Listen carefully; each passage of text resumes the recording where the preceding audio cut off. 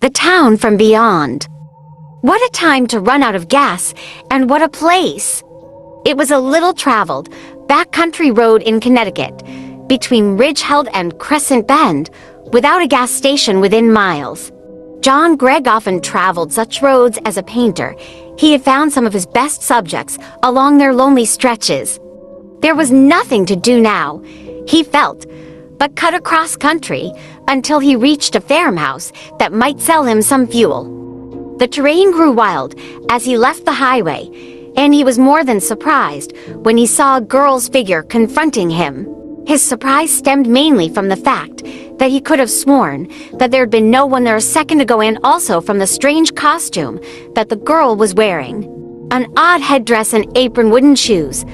What was a Dutch girl doing in a wilderness like this? Devilishly pretty too, and she'd doubtless mistaken him for someone else, for she ran towards him calling, "Peter, Peter, I." Only when she had almost reached him did she discover her error. Recalling with a strangely frightened gasp, she turned to run, but paused at Gregg's restraining hand on her arm. "Why hurry?" He smiled. "You've nothing to fear, but you're one of them," she faltered. Gregg didn't know what she meant, but realized that here was a wild alarm which needed reassurance.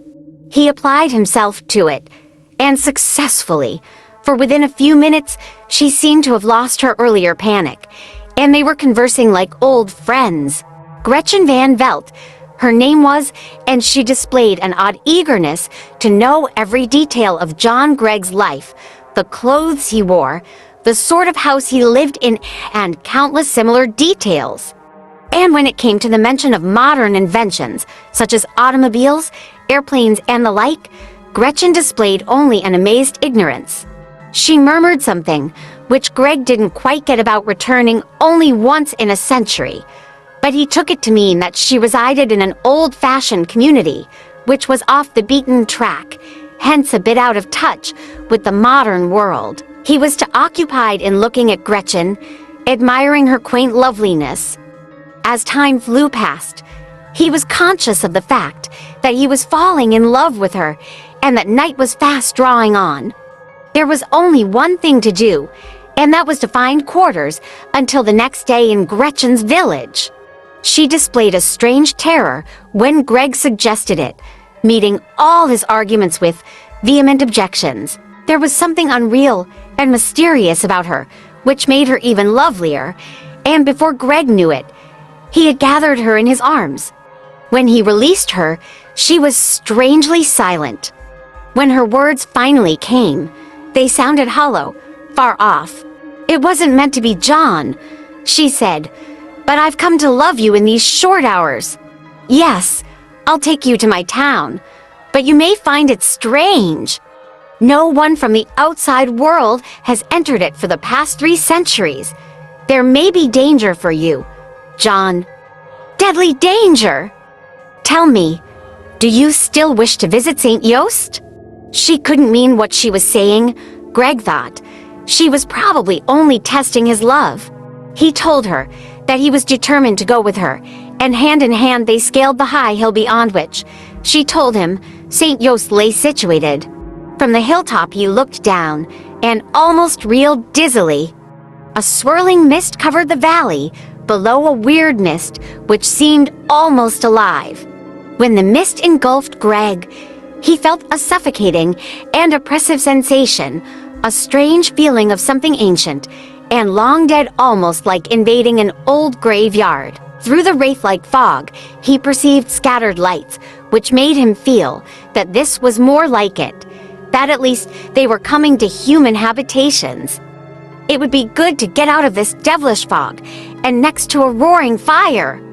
And so, breathing a sigh of relief and with Gretchen still on his arm, John Gregg entered. The inn's public room was crowded, and Gregg reeled back in horrified amazement as he saw its inhabitants. No, this couldn't be so. The room was crystal clear, but all of the fog of the outdoors seemed concentrated in the figures of the people. Like Gretchen, all of them were in old Dutch costume. He could distinguish their features plainly enough, but their bodies, swirling, transparent mist. The people in the room were looking at him now, with growing anger in their misty faces. They were drifting towards him, encircling him, like creatures out of a nightmare from which he couldn't wake. From each of them, there exuded a cold aura that chilled him to the marrow. There was but one refuge for him warm, vibrant Gretchen. He felt the pressure of her arm on his, but strangely enough, it now seemed as chill as the beings which surrounded him. A terrible suspicion clutching at his mind, he reeled towards her. Yes, it was still Gretchen, but a Gretchen of drifting mists. Terror clutched at John Gregg's throat. Sensing it, the mist woman at his side spoke tremulously, in broken-hearted accents. I tried to warn you, my darling. She whispered.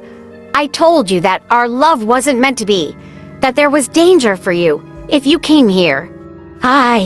No, Peter, don't. Her last words were spoken in a shriek, directed imploringly at a mist creature of build similar to Gregg's, which now leapt out of the circle surrounding them. It was the man for whom she had mistaken Gregg on their first meeting. Consumed with hatred and jealousy, he sprang at Gregg's throat, and in a trice, the two were locked in mortal combat. It was an unequal duel rendered even more unequal by the other mist creatures that entered the fray. John Gregg fought with all his power, but to what avail were human muscles against these wraith-like beings? Finally, he was battered to the floor, and they gathered for a final assault. But then it was that Gretchen came to his aid. Springing in the path of their charge, she cried, "Run, John, run!" There was nothing here for him but grim death, and with an awful fear clutching at his heart, Gregg staggered out into stow that routed the Peria escape. He must have wandered for hours in a daze, for the next thing he knew, it was morning, and he was approaching the road. Last night's happenings seemed unreal in the warm sunlight. That was it, they hadn't happened at all. It must have been his imagination, touched off by a recurrent bout of the malaria he had contracted in the South Pacific. Gregg's train of thought was suddenly broken off by the sight of an old man who had been walking along the road and had now stopped, regarding him with healthy curiosity. "Where'd you come from?" the rustic asked. "There's nothing in that direction except the ruins of that old village o' St. Yost." The ruins of St. Yost. Then it hadn't been imagination. But what strange mystery lay here? And Gregg's excited questioning brought forth a weird story. St. Yost had been founded centuries before by Dutch colonists who departed from the ways of God, undertaking a species of devil worship. Their sin met a terrible retribution. 300 years ago to the night, the village and all in it had been destroyed by an avalanche. But legend had it that once each century, on the anniversary of its destruction, St. Yost and its inhabitants appeared again, ghost creatures and a town from beyond.